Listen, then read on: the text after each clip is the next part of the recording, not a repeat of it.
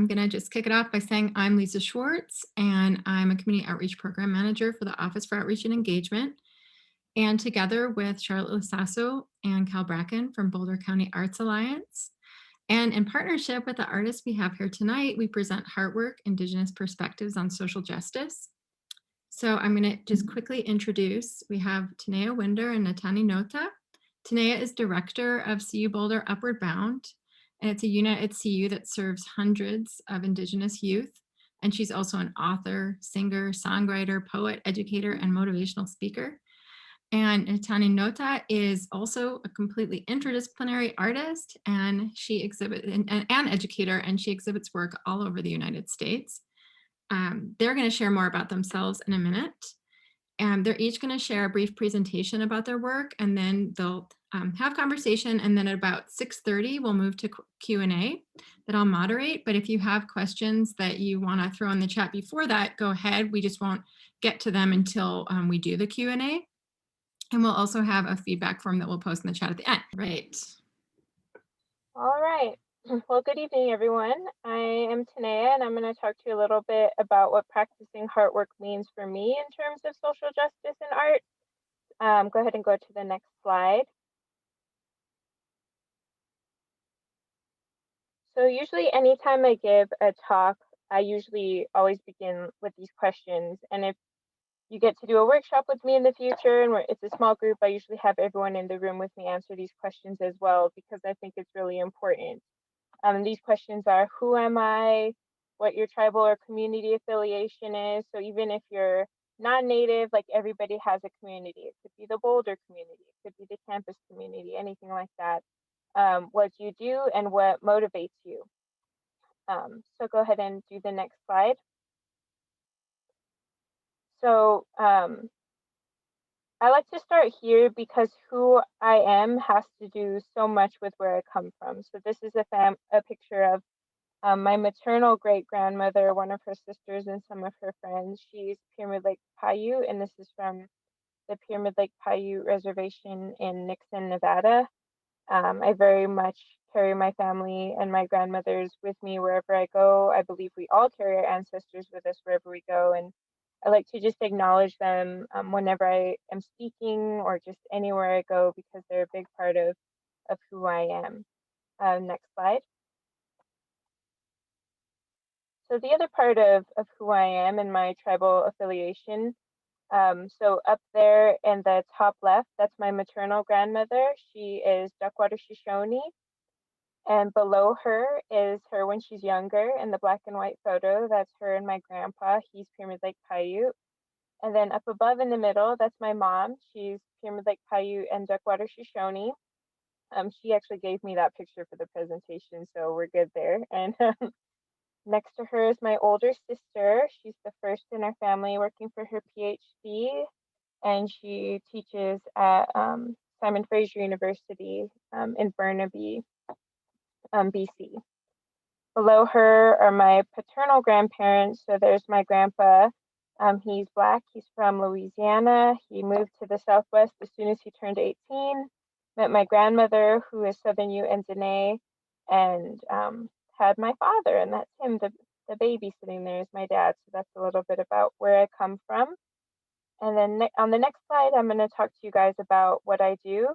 So as Lisa said, I work for an Upward Bound program. I work with Native high school students to just help encourage them to find their path. And I believe that is a part of Heartwork. Next slide. The other thing I do would say is my art. And I really feel that the more you delve into one type of Heartwork, I think other things open up. Almost like, you know, when you find like one ache, you can see how it relates to a bigger muscle and all of the things that kind of need to be healed out, like needed out. Like that's kind of what Heartwork is for me. You know, like when you go get a massage because you have a knot in your back, it's because something needs to be worked out there. And that is what I do with my art. So I feel like the deeper I delved into my Upward Bound and youth work, the deeper I delved into my poetry. So I have 2 books of poetry. One is called Words Like Love. It's basically my dissertation for my MFA which was processing my friend's suicide and ancestral trauma and historical trauma, and just really seeing how all of those wounds connect. And then I have a second book of poetry that came out a few years later, I think in 2017. Why Storms Are Named After People and Bullets Remain Nameless. And the more I got into poetry and started exploring voice, the more I realized just how much my spirit comes alive when I sing, and that music, whether it was from ceremony or from events, like whether it's like an honor song or a water song, like there's just music is ingrained into who I am. And the more I started writing poetry, the more I realized just this love for music. So now I have an EP for Girls and Women on Fire on Spotify and Apple Music, and I'm working on my first full album. So next slide. And then the last thing is what motivates me. One time I was visiting a school teaching poetry on the Red Lake Reservation, and they one kid came up to me and he gave me this note because I was saying, I write a lot about grief and sad things, and I was thinking, what can I write for you guys? What can I write like for you? And he said, can you write about someone going through a tough time and that things will get better towards the end? That would mean a lot. Thanks. So I actually still have this and still carry it with me because it's important to me to just always remember like who I'm doing this for. And next slide. So I'm going to share with you guys some of that Heartwork. So on the left is a poem. It's from the Hearts of Our People exhibit. So that's one way like poetry and visual art can connect. This was curated by a group of women in Minnesota, and now it's a traveling exhibit. And that has a poem that I kind of wrote about the boarding school experience, about some things I imagine my relatives went through. Like it has the main character of her grandma, it has some like Ute language in there, and just really trying to process and remember things in that way. And then the other one is a poem. I'm gonna have Lisa play a video, and it comes from my chapbook, the Storms and Bullets book. Oops. Oops.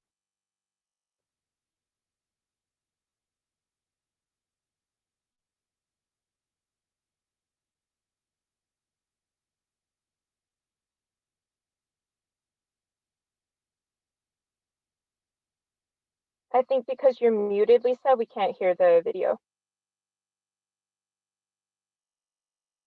Helping you dodge a massive bullet destined for danger, rupture, and the darkness. For girls and women on fire. Everything happens for a reason, and breaks you thought were heartaches was really Creator helping you dodge a massive bullet destined for danger, rupture, and the darkness you crawled your way out of long ago. So let go. Let go of anything that didn't work out the way you wanted, because you know this deep in your heart of hearts. You know you were born from a line of fierce women on fire who shine light in the darkest of places and heal those in need. And if people are afraid of you, let them be afraid. They should be, because you are powerful beyond containment, the kind of free people dream of embodying. And everything is coming together the way it was always destined, because you are destined for greatness. And anything you ever set your mind to, you looked yourself in the mirror and said, we are going to do this. And you did. You did do it. So don't stop now, because you are meant to keep all of the promises you ever made to yourself. Thank you. Some of you guys might recognize Evan Park back there and the Boulder Creek beside me. But the next thing I want to show you guys is just a sneak peek of a song I'm working on. So it'll be on the next slide. Yeah.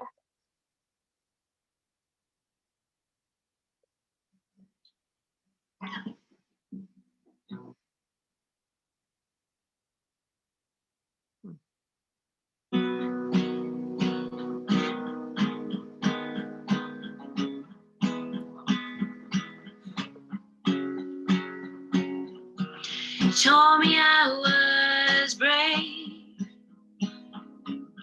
even when I felt afraid. Told me to stand tall. Oh, shoot. Sorry. I don't know what just That's happened. okay. I'm going back.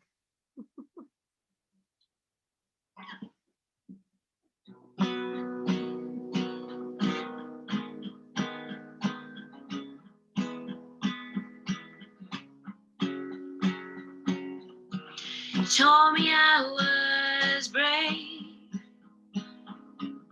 even when I felt afraid. Told me to stand tall, get back up when I fall. And I just wanted to say to you, thanks for loving me too. Thanks for loving me. Thanks for loving me. Thanks for loving me too. Never thought I'd find the one I want for life. Someone with wounds that matched mine. Never known a feeling quite this strong. Finally found where I belong. And I just wanted to say to you, thanks for loving me too. Thanks for loving me. Thanks for loving me. Thanks for loving me too. And I love you more each breath I take. This heart beats for you. And I'll find you in every lifetime. I know this much to be true. And I wanted to say to you, thanks for loving me too. Thanks for loving me. Thanks for loving me. Thanks for loving me too.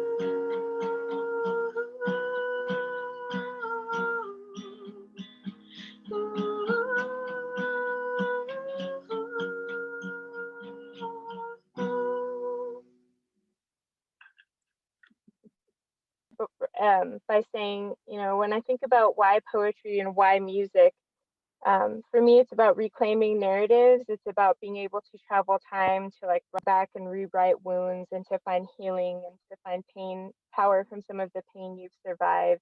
And in that just act of remembering, like you remember, you can literally put yourself and pieces of yourself back together.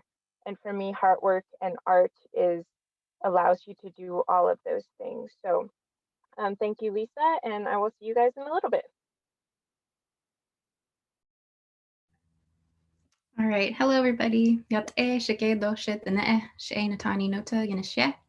So hello, my name is Natani Nota. I first want to start by saying thank you to the organizers of this event, as well as Danae for joining me in this conversation later on. Providing this platform is really special, and so I also want to thank each one of you who's tuning in and engaging with this type of topic. So I am going to share my screen and get into a presentation where I'm going to show you some of the work that I've been doing for the past few years that relates to themes of social justice. All right.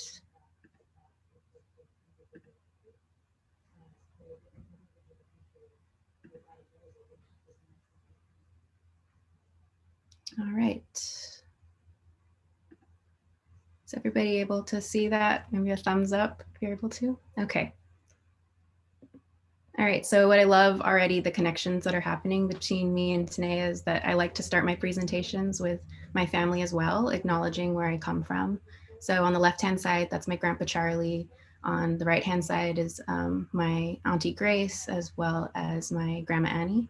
So I am an enrolled member of the Navajo Nation on my father's side, and I'm part Lakota and Cherokee on my mother's.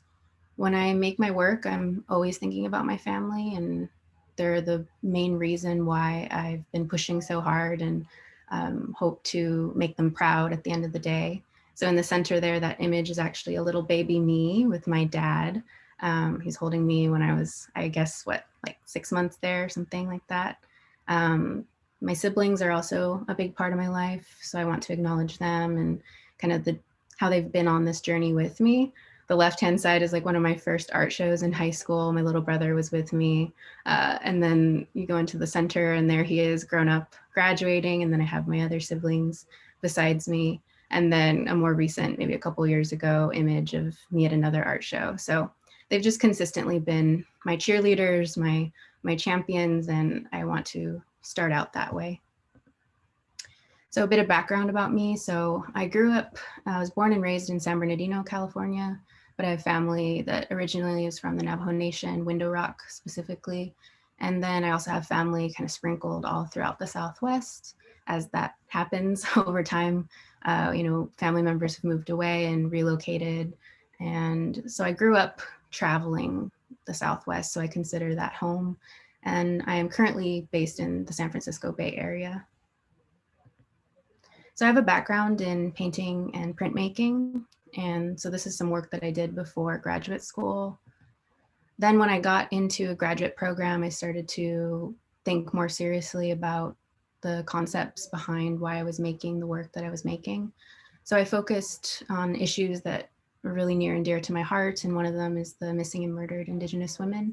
So there's thousands of cases kind of open, both in the United States and Canada, as well as South America.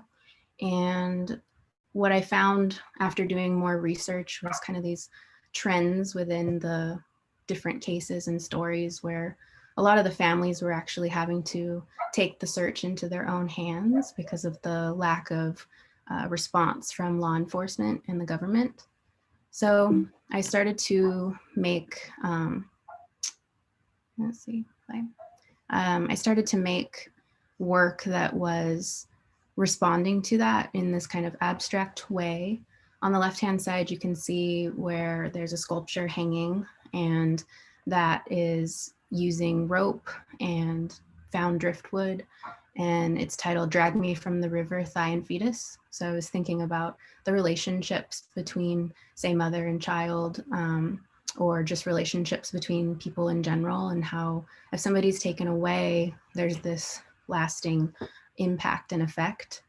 So I started doing all of these different sculptures that were involving rope and gesture and performance to kind of put my body into the conversation as well, because these sorts of issues aren't just something that you see on the news. These are things that are near and dear, and they also affect like me and my family, and those sorts of statistics are not just statistics, they're very much like real life for someone like me. So after investigating kind of the duality of rope, like this idea that it could take life away, but also bring or mend things back and put them back together, I started to create this series titled 7 Generation of Bolo Ties, where I was looking at bolo ties as this kind of symbol of coexistence between Western and like Native cultures. And I started to create multiples of this and enlarge it. So you'll see this next few slides, some details, and then in more details of the process, and then the installation of it. So these are very large in size. They range from like 5 feet to 6 feet. So each one in my mind was becoming, its own person and kind of stood in its power, and it's installed in such a way that it floats so that you can kind of engage with it, and it moves depending on if there's, air conditioning in the space, or if you walk by it fast. So they kind of started to become these, to me, they became alive, and they represented like a line of people, let's say on the front lines, or, there was all these different associations that started to take place.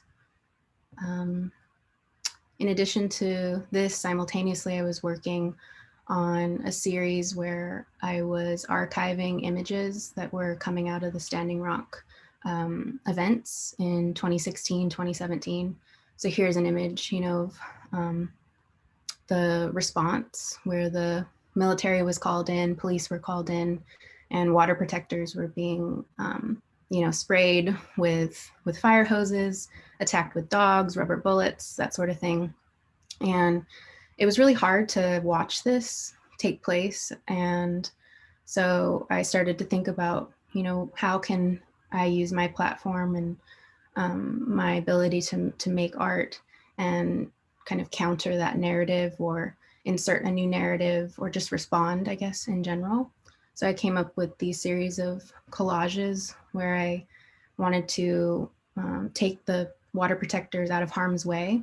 So these are archived images from the news, and then I would cut the water protectors out of harm's way, kind of place them into a new environment, and then create these bubbles, these word bubbles, brown word bubbles, and in an attempt to kind of highlight their voice. And what I loved about this project was how each collage started to communicate to one another, and it became so much more than just about an individual. It became about the kind of lasting narrative and made me think about what was happening, but also what was going to happen after the events inevitably, would end. So this is an example of how that project has since kind of transformed into a new iteration or another iteration. In the lower corner, you can see that there's one of the images, and it's part of this postcard collaboration where a collective, they're called Muzz Collective, based in the Bay Area. They reached out to numerous artists, myself included, and they curated this postcard collection. And you can purchase this collection, and it is to support a good cause and to encourage people to use the postal service and vote. And, there's all these layers to the project, but just a good example of how, you can start one way and then it ends up transitioning and transforming into something else. And this is another archival image. And what I wanted to note about this is the face mask. And it led to the next series of work where I started beading these dust masks. And I was thinking about, the first and foremost, like my family, my siblings, and kind of making one for each of them. And then once it was installed and started traveling to different locations for different exhibitions, people's associations and relation to the work became part of it as well. And so people were, interested in how it originated out of the Standing Rock events, but then at the time, how it then was relevant to the wildfires. And then I could say now it's relevant to COVID, as well as other natural disasters and conversations about environmental justice in general. More archival images, so that's something I do a lot in my practice, is research and archiving things that I find inspiring. Here is a Danae Girl, and what I love about this image is just how proud she looks, and also the regalia, and it led me to do these abstracted sculptures, which then led to more complicated bodies of work where I was enlarging the hair tie and tying my hair up and doing these performances in and around San Francisco. So the result of that was not only a video, the performance itself, a video, photo documentation, as well as sculptural installation of the hair ties. And something to note about this work that I really loved was the way that the ends of the sculptures would change depending on where I had walked, for how long I had walked. And to me, it was a really beautiful visual representation of, how we walk through certain environments, and those environments change us, but we can also potentially change those environments. So I was very much thinking about kind of where I come from, my background, my culture, but also thinking about the future and conversations surrounding survivance and kind of cultural preservation and reclamation. So this next image is a Navajo coin silver bowl from about 1920. What I loved about this was the stamp work and the kind of simplicity, the minimalism there, but also the materiality, the shiny nature of it. There were so many kind of aesthetic things that I loved about this particular piece of art. And I used it as an inspiration to think about what could I do with the materials that I have on hand. And I had done a series where I had used these metal kind of industrial metallic mixing bowls. And I started to sketch out different designs on the computer. And then I did a residency where I was able to focus on making this body of work, which is titled They Are Worth More Than You Think, which is a series where I gessoed the inside of these bowls, layers and layers of it, and sanded it down. And then on top of it, painted and drew in different designs inspired by Southwestern pottery, as well as Navajo silversmithing. And so there's these moments when you can see these works installed within the gallery space, and from afar, you know, they look like pottery. And then you come up to them and they reveal themselves as something else. And this particular exhibition that they were in last year, they were in conversation and installed side by side with actual pots from, I believe, the turn of the century. So there's this nice conversation about kind of the past and then the present, and this exhibition in general was just really good at creating dialogue between Native artists. And one of the last projects I'm going to talk about is a collaboration. So I think this is relevant to the theme of kind of social justice. And I was starting to, you know, question, you know, being in the studio on my own and kind of making these independent works. And I started to think about wanting to expand. And so I put a call out on social media asking people to donate Sacagawea coins and send them to me if they had any of them, to eventually create this installation, which would be a pile of coins. And this pile will grow over time. And I'm interested in this question of what it means to take Sacagawea out of circulation, and you know, what kinds of conversations can come from that.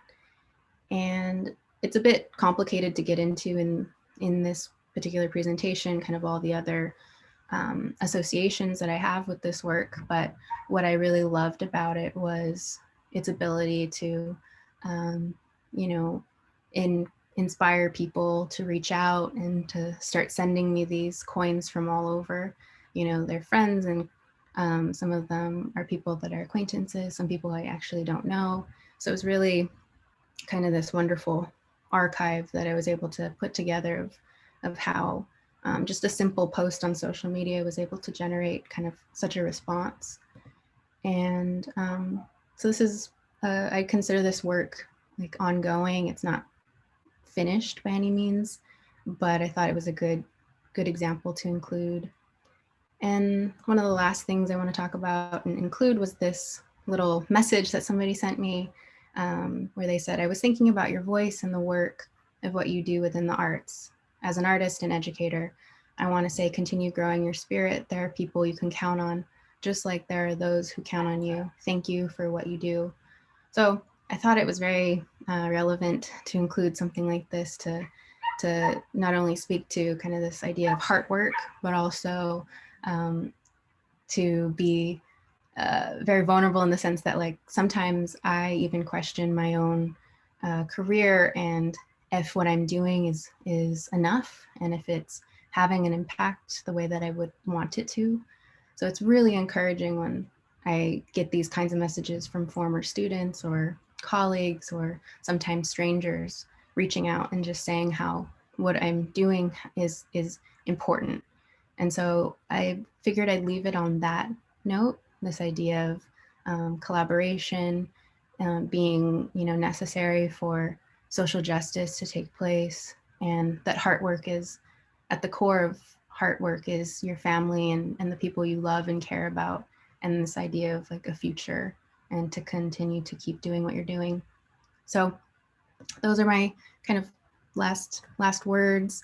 You know, I'd love to stay connected. My information is here, and I'm sure afterwards we can talk a bit more about that, how to stay in touch, and kind of current and upcoming exhibitions. If you're in different parts of, everybody's kind of tuning in, I assume, from different parts of all over. So here's some opportunities to see the work in person. And yeah, I think that's where I'm going to end, but we can transition into a dialogue and answer questions later. Thank you so much, Natani. This is really incredible. I just got a message from Tanea that she's waiting for something. So I think we have a few minutes before she'll return with us. And I put in the chat before, for those of you who came in a little bit late, because her grandma's not doing so well and she needs to visit her. She needs to get COVID test first. So it's just been, she's been there for hours. So I mean, I know you will talk about this with Tanea when she comes back, but I thought, because you were also just discussing about collaboration and family and relationships, maybe you could speak a little bit to how you're connected to Tanea and how you met and maybe some of the ways you've collaborated. Yeah, sure. So we actually met a few years ago now. The first, well, let me think back. The first connection was actually through my older brother. So he's a Gates Millennium Scholar, and Tanea had been somebody who had reached out to him, or they connected through the Gates Millennium Scholarship. And so that's the first connection. And then following that, I had submitted work to the publication As Is, or I'm sorry, As Us, which is online. Now it's online. There was also at the time print versions of it, but it was a chapbook poetry collection that Tanea was in charge of. And so she had actually selected a couple of my poems to be included in that. And so that was like a wonderful way of like reconnecting and being like, oh yeah, that's my brother. And oh, we know each other that way. And then from there, I feel like every single year there's been another way that we've run into each other. Most recently, she, a few years ago, had started the Sing Our Rivers Red traveling earring exhibition, which did very well. And it was a collaboration between her and Hannah Blue, which then expanded, and she started to collaborate with other Native leaders kind of all across the nation. And she had asked for help in volunteer coordinator to kind of take on the responsibilities of placing that exhibition in different universities and institutions for the period of 1 year. So then I volunteered for that and was the coordinator for 2019, all of 2019, which was the last year that the exhibition traveled. So we were able to connect on that front as well. So lots of different projects and things that have brought us together. And then I'm a huge fan as well. I love what she does. I love her writing, and I follow her on social media. And yeah, we have so many similarities too. So I just really respect her a lot, and I think it sums it up. Yeah, I hopefully she'll be back soon and you guys can talk more about how your work, the themes connect. I just also had a question. I know you explained it with the coins project, but when you were talking about the mask project and how you incorporate the the people's experience, I think that I feel like there's just so many people who would love to learn how to incorporate the audience experience more. So Yeah, I can talk a bit more about this project.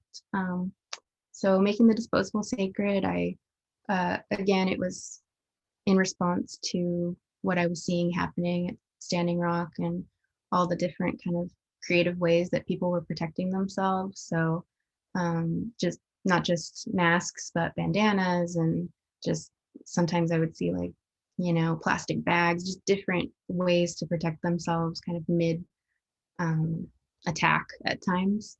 And I started thinking about these larger conversations about kind of climate change fashion and what the future looks like. This kind of ties in this idea of Indigenous futurism, like how are our communities going to survive?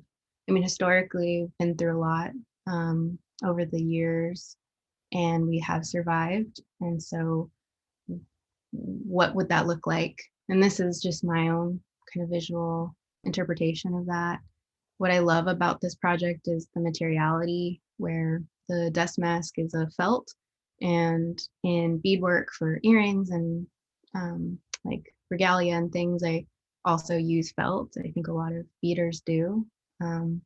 So it just seemed to be the perfect substrate to bead on the top of.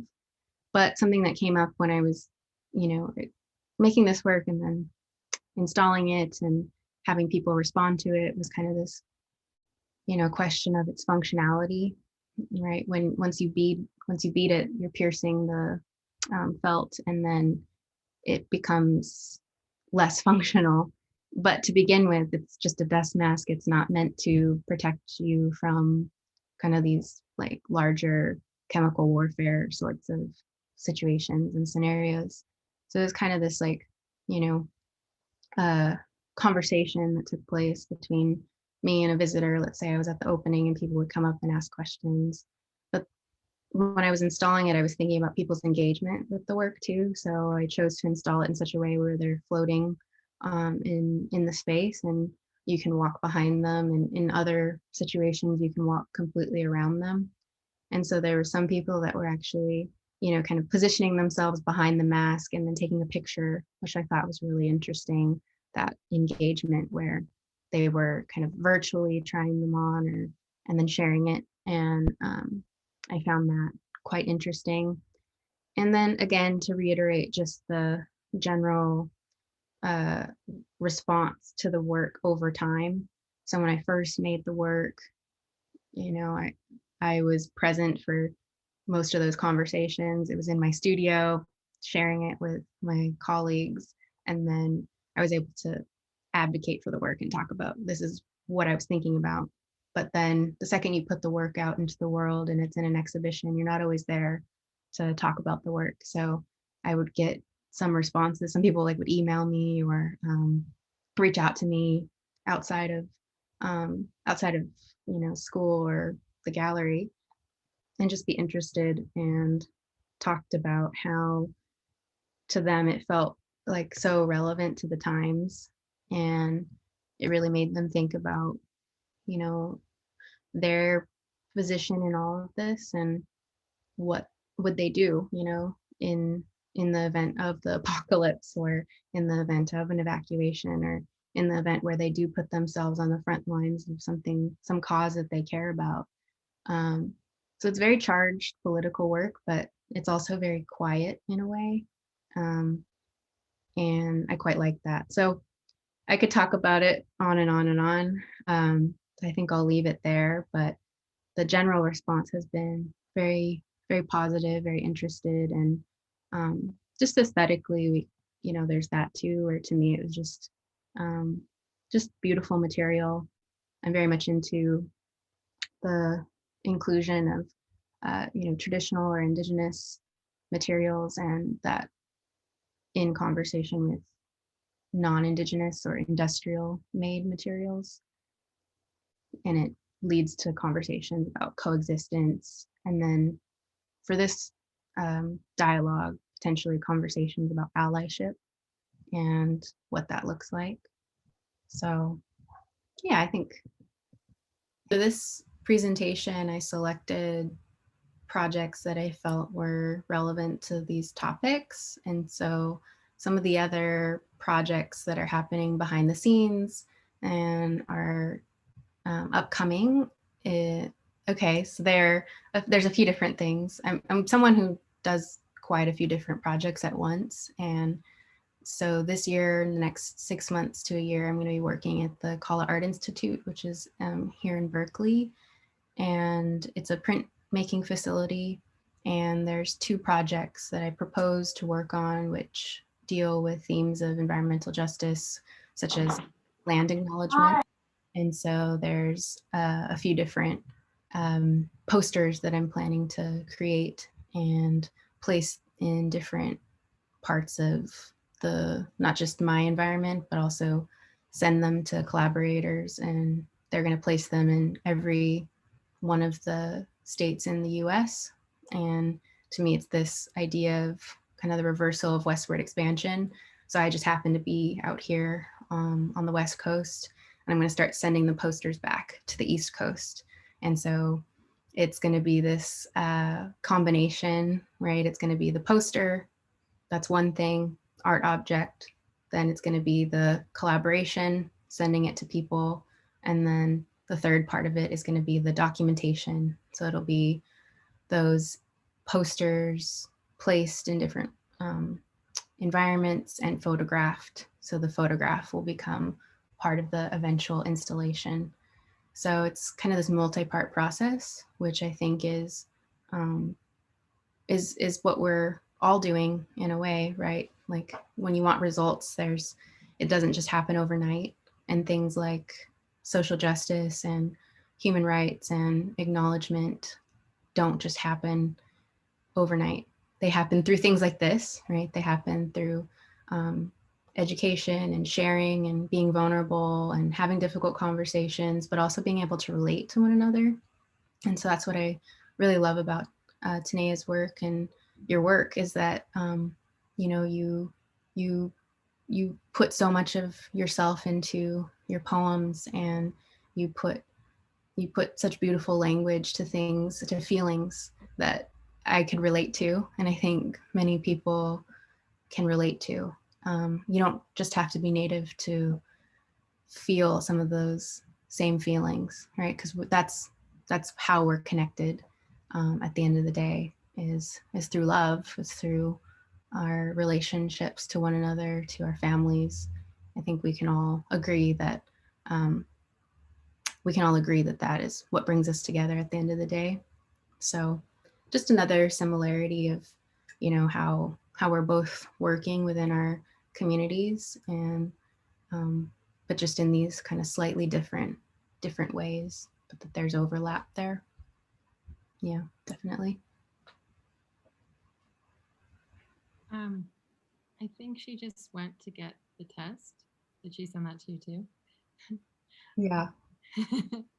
As I'm like, I would love to think about like if you two were to collaborate more extensively, what that might look like. But it probably makes more sense for Tanae to be here to also answer that question. Do you have other collaboration, like you were talking about the postcards? Mm-hmm. So maybe, I think what you were just saying about this kind of work doesn't happen overnight. It doesn't happen alone. Just maybe speaking more about that kind of collaboration across time and space. Sure. Yeah, I included this image. This just came to me today, actually. I was tagged in this photo that was taken by Weston Taria, who is an artist also based in the Bay Area. He's also featured in this postcard collection. And this is a picture that he took laying all the postcards out and posting about it on Instagram to raise awareness and let people know that they can purchase this collection and that it would go back to a good cause. So I thought that it was important to share something like this, to show you the different layers to working in this way. Like with my art, I am in my studio first, but then once it goes into the gallery, that's another conversation. Then once it, people sometimes years later will reach out about something that I made a few years prior, wanting to put it into an exhibition or having their own ideas about how it could be reproduced and put out into the world. So they reached out. I provided a few options, and they selected this image down here in the corner from that series. And I think, it's again talking about the voice. And I think right now with the upcoming presidential elections and conversations about voting and your voice and how important it is for especially minorities to vote, I think that it's really relevant as well, because it just in the image itself, you see like the American flag upside down, but then you also see this kind of figure, and that figure can be anybody. And then, you know, what do you want to say? What do you want to be done? And how can we work together to change the future of this country? So again, just another example of how these things change over time. And you might start with one idea and then it leads to another idea, or you put something out into the world and somebody really likes it or sees the power in it and wants to support that, support you, but support what you're standing for as well. So I've been very fortunate, and I feel very grateful for the platform that I have, and for so many people who really want to have these kinds of conversations. So yeah.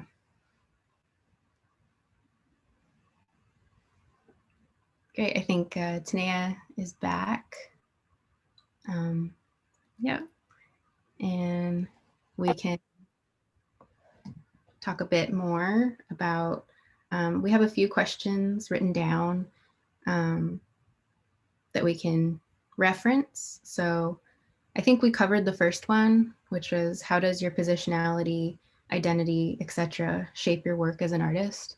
I think we both, and from our presentations, you can tell that we both, think about where we come from and where we're going and how our identity influences that. The next question we have written down is, how do you think the arts and artists can contribute to anti-racist policy and practice? So it's kind of a big question. I think that, with my work in general, I try to leave it open-ended enough where people can come to it and they can have their own associations and take from it, what they need. And I think that's why it's successful in some cases, bridging that gap or creating a sense of community or awareness or allyship. And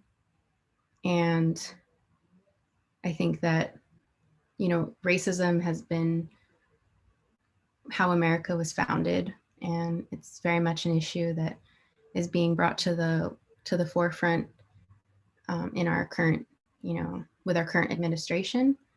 But it is something that I think about all the time. Tanea, I wonder about you, if you think about it, and how you respond to it. Yeah, I definitely think that times like this is when we need art the most. And I often think maybe a lot of people don't believe that, but artists have always been there to document and to help us get to think about things in different ways. Like even when you just think about things from how we learn, like a learning perspective, everybody has different styles and modes of learning. And I think about, now when we're just bombarded like by TV and social media, like with certain messages. And sometimes I think people get numb to the message when you've heard it so many times. And when you're inundated with facts, maybe they don't carry the weight that they should carry. And that's when I think art comes in. I think poetry and visual art and movies and music, I think they have the ability to help people see things in a different way. Like it's a different type of inlet to people that can get them to think about things differently. And those, like all art, tells a powerful story. And I think those stories have the potential to change policy. Like when you get somebody to help think of something, even in my job, when we have to advocate for legislature, like they'll tell us, call like your congressman and call them and tell them a story. Like we're trained on what the power of a story is to be able to get somebody to push legislation or to help create laws.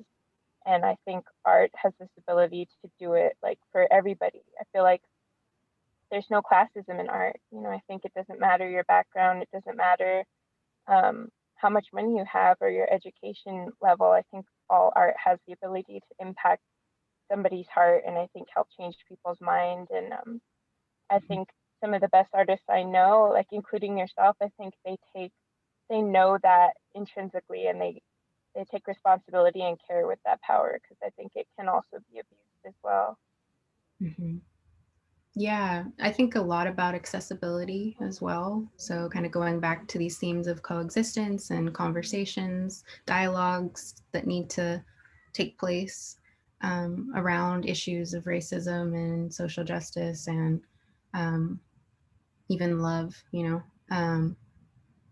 I think about all those things, and when I'm making some of this stuff, I am also taking that into account in the materials. So, for example, with this series, talk a little bit more about the actual materials of the metal mixing bowls. These I purchased at the thrift store. So some of the work I make, I get the materials from secondhand. And so that's just a small way that I feel comfortable working, where I'm, not buying it off of Amazon, or I'm not, buying it brand new. It already exists. And so I take this into the studio, and then I like washed it and then worked with that to begin with. And so just these small ways too, where we can, I think, just think about the intention behind every move that we're making. And I think that's really important for the sustainability and kind of the long term, and how this relates in my mind about, racism and or discrimination and or just representation in the arts. I think in fine art, but also in the writing world, there's so many things that need to be, so many structures that need to be, in my opinion, kind of broken down and rebuilt. And yeah, I don't know, Tanae, if you have any thoughts about that, like how maybe the structures within the writing world, for example, need to be kind of redone or rethought, reimagined, and how you'd like to see that. Yeah, I think and that like relates to like when you were talking about how we know each other, like when my friend and I were finishing our grad school program and we were writing these heavy-handed stories, they weren't being published. Stories like that weren't being published in places like the New Yorker or like these more well-known magazines. And Sherman Alexie was the native writer, and there wasn't really room like for us and our voices. And so that's why my friend and I created As Us, that literary magazine, just to uplift Indigenous women and women of color's voices. And I think after that, I saw other magazines, other like DIY magazines starting, and it's such a beautiful thing to just, like let's build it, like let's make it happen. And I think there's been different movements happening, like we need diverse books, like people wanting more writing, more representative writing. But then some structures not changing, like if any of you follow the poetry world, the Poetry Foundation in Chicago recently came under fire for just publishing, racist work or appropriative work. And, it was just very much like this gatekeeper mentality that people who get these big awards like are the famous poets, and like it doesn't really leave room for other people. And so then a lot of those artists who were mostly artists of color, there was like these beautiful conversations happening online about like complicity, like I've been complicit in this because they do give us the money, and like, but it's because we're so underfunded and so like hungry, like it's easy for people to kind of get lost in that. And it was beautiful to see people take that self accountability. And then now the Poetry Foundation, to see them really responding by publishing more writing by people of color, trying to diversify their staff. And so but that happened, after everybody put their voices together. Like a lot of these heavy hitter writers, like all signing a petition to refuse work with the Poetry Foundation if they didn't,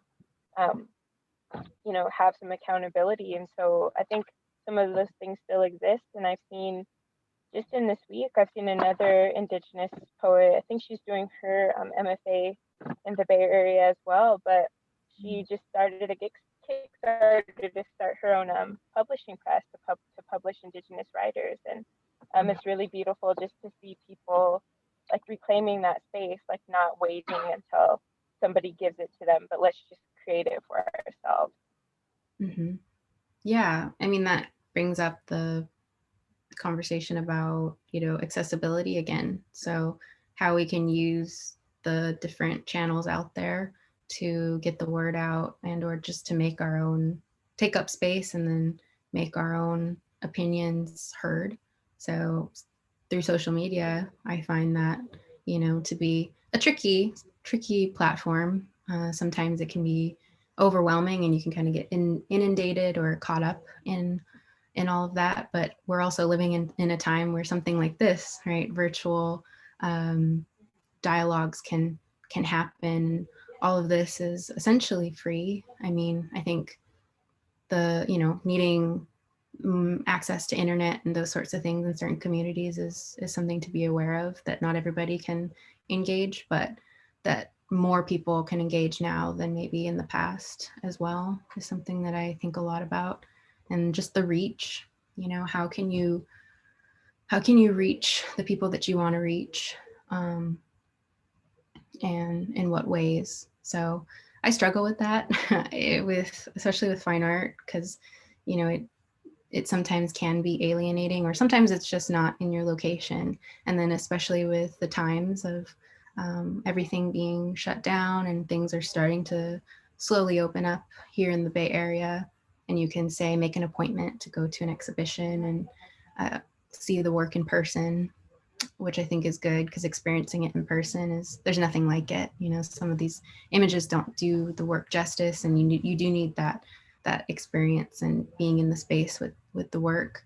But I think that relates to like your music career, right? And like how that's also being impacted by all of this, where experiencing a live concert, let's say, versus something online. So I always go back to this thing about balance, everything just needing to be in balance. And COVID has definitely been a challenge and has impacted these sorts of things.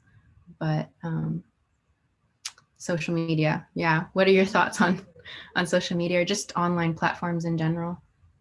Yeah, I think it's tough because, like everybody paints like a pretty picture of social media and baking cookies and hanging out with pets. And I love seeing all the happiness highlighted, but it kind of, I think, makes people wonder, about their own lives and the things that they're doing.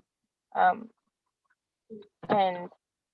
so in terms of that, I think it can be both healthy and unhealthy. But if any of you guys have watched The Social Dilemma on Netflix, like it's definitely had me reevaluating my own relationship with social media. But I do love that it allows us to be able to connect with people. During just a few weeks ago, I got this email from this high school student in California, and she had seen me perform when I was visiting American River College, just outside of in Sacramento.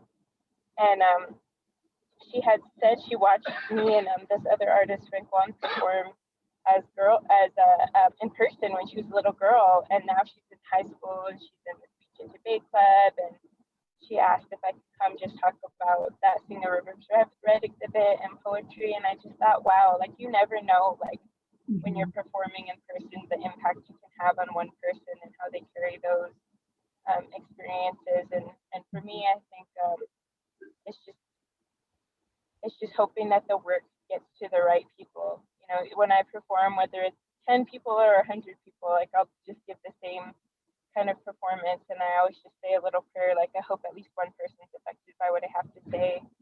And then, now online it's hard to tell. Like it's hard to tell if people are impacted because, a lot of times we have our cameras off, whether that's from anxiety or just Zoom fatigue or internet connections.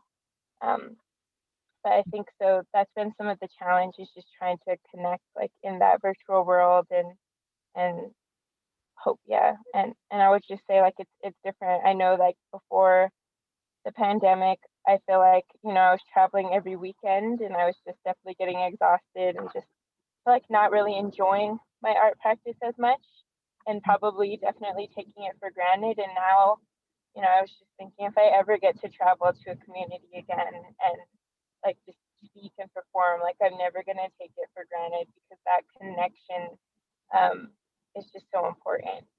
Mhm. Mhm. Yeah, I completely agree.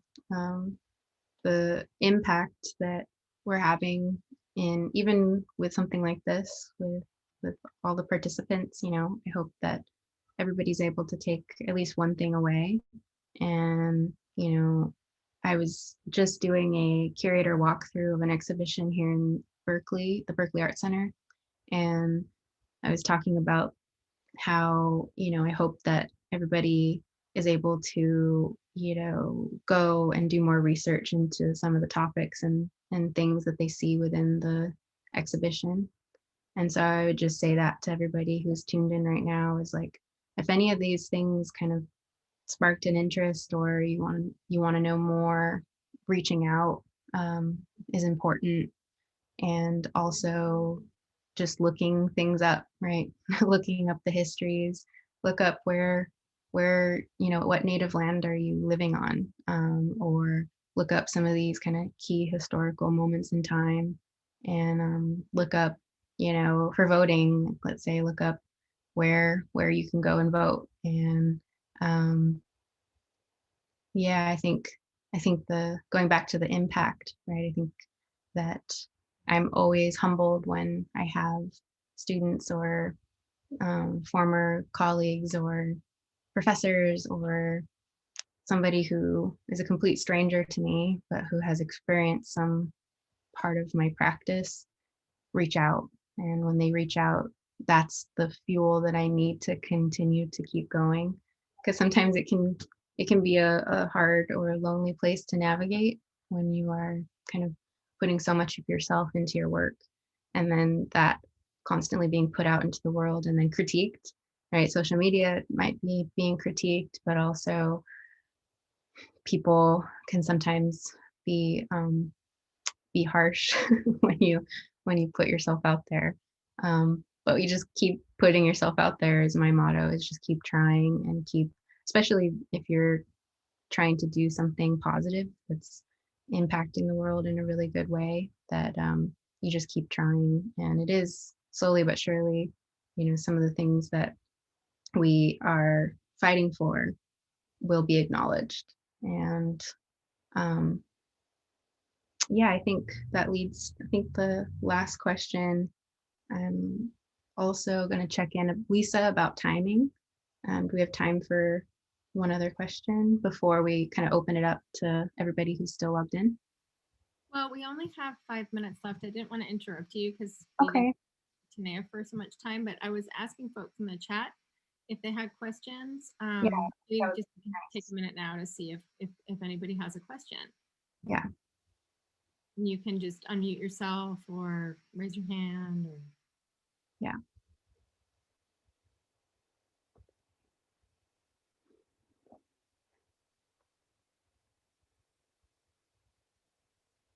I know it's good to give wait time, though it seems really long when you're on Zoom. I just had a quick question. I'm sorry, but I live up in Estes Park. We got this whole Cameron Peak fire thing, and my in-laws are being evacuated. So I was like, but I wanted so much to attend this presentation. But I have a quick question about, and again, I'm sorry if you mentioned this, but about working in like the K-12 space.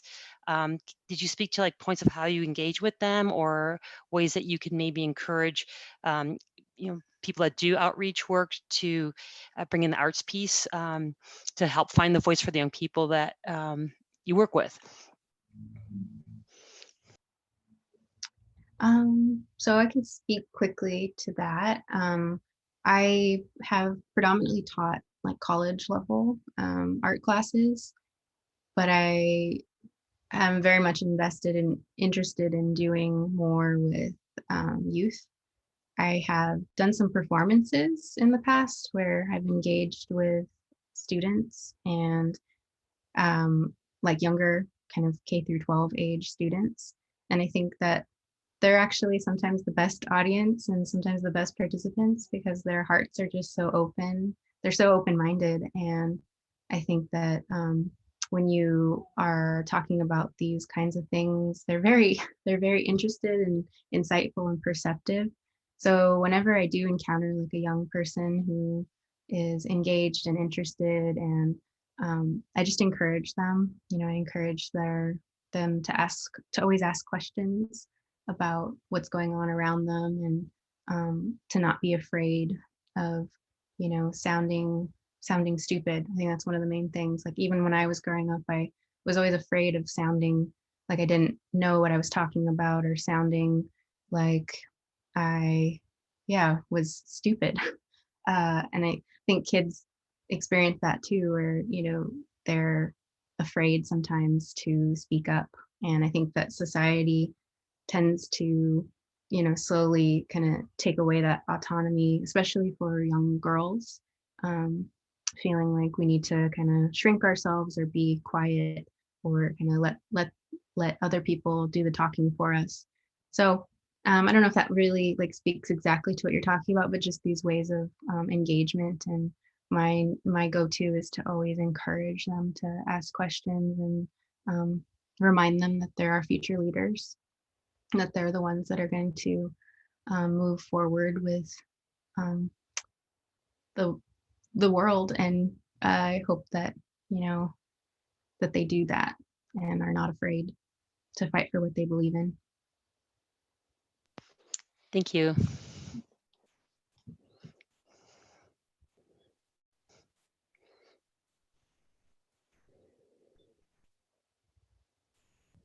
Danae, were you gonna, did you have anything to add, or does anyone else have a question? I don't have anything to add. I agree with what Natanya was saying. It's just finding ways to just encourage them to share and use their voice, because I think everybody gets joy out of laughing and singing and dancing when they're little, and then at some point somebody shames them or makes them feel embarrassed, and then they don't do those things anymore. And I think just encouraging them to continue expressing themselves, because I think a lot of mental health issues come out in life when we keep things bottled inside and don't express ourselves. So just any way we can encourage our young people to do those things, and be confident in their voices and their stories, I think it's important.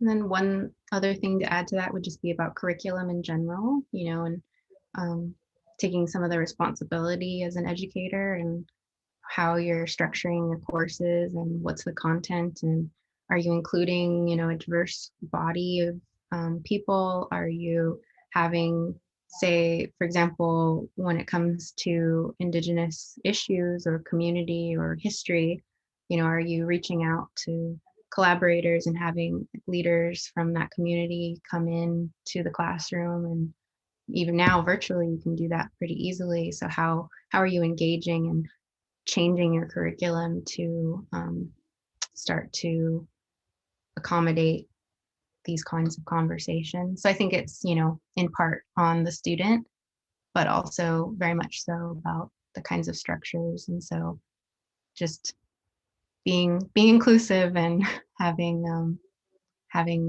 this placing importance on diversity.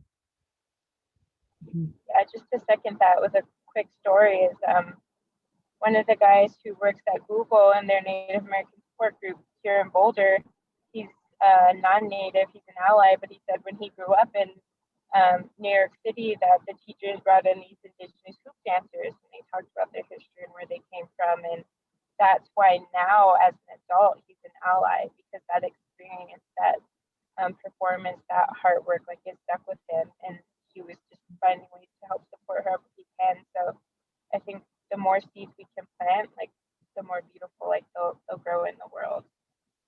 Yeah, I definitely agree. I have a little anecdote to add to that too, of like how the exhibition that I've currently curated that's up at the Berkeley Arts Center, one of the families that went there was like a mother and her young daughter, and apparently the young daughter had went to the director who was at the exhibition and talked about how, you know, one of her favorite pieces in the exhibition was by this artist Natalie Ball. And, you know, the piece itself is like it's dealing with these very complex issues about repatriation. But she was able to pick up on it, and she was able to like see the value in it. And I think she was like 9 or 10 or something like that. So to me, that is also just so beautiful and powerful, this idea of like what we're putting out into the world and the impact that it's having at such a young age. And, you know, children are so perceptive and so smart. And yeah, that's just a little anecdote to add. But I think, so Lisa, are we more towards the end of time? Yeah, sorry, it takes me a minute to unmute. That's a great question. I'm glad you brought that up, Jennifer. Thank you. I'm sorry to hear about the fires. Thank you so much for everybody who joined tonight. I know not everyone's still here, but thank you for those of you who are. And it was really wonderful to get to hear you two talk. Hopefully I didn't totally butcher the times when I did my best there. I feel like we were really technologically savvy tonight, Danae. I think we did pretty good. Well, thanks so much to all of you. We'd really appreciate if you could fill out the evaluation form. And then next week we have our last installation of this series with Jose Lizarraga and Persia, talking about dragtivism, and it should be a fun time. So please join us for that. And Danae and Natanya, if you can stick around for like 1 second, we can just give you more thanks. So thank you so much. Thank you, everybody. Thank you so much. Have a good night.